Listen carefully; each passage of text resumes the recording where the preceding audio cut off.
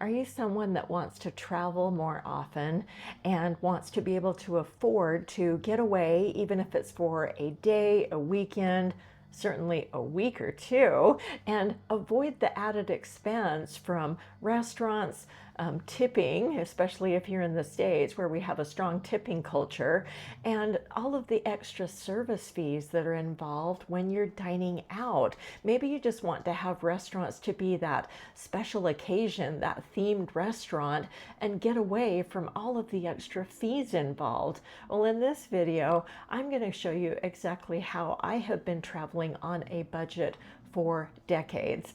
When my son was still home, when my family was much larger, when I was a caregiver, all of the ways that I would dine well on a budget and still be able to afford vacations. So let me show you what I'm doing today.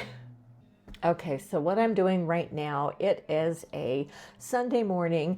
There is a holiday tomorrow. I have the day off from my corporate gig, and I'm putting together breakfast because today was wait day. I've already put in a 90-minute routine. I feel great, and I'm hungry.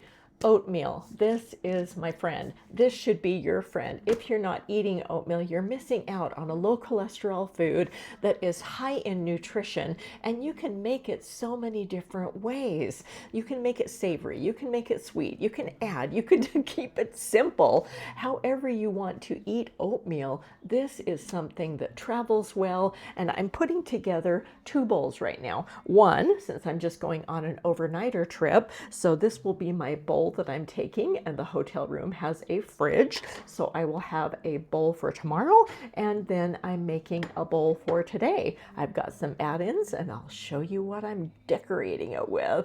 Okay, so when I say decorated, that means that I take a very bland food, which to me is delicious, and I'm simply dolling it up with ingredients that I love and getting extra fiber, extra nutrition, extra antioxidants, and creating a flavor powerhouse that is going to keep me satisfied, full, and is really nutritious for my body. I've added some chopped frozen kale in here. I add greens to nearly everything I eat, savory or sweet. I also scored some really inexpensive raspberries at the store yesterday, and I filled my freezer.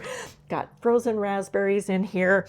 I'm going to add some powdered vanilla. You could add any other type of seasoning. You could add cinnamon, you could add cardamom.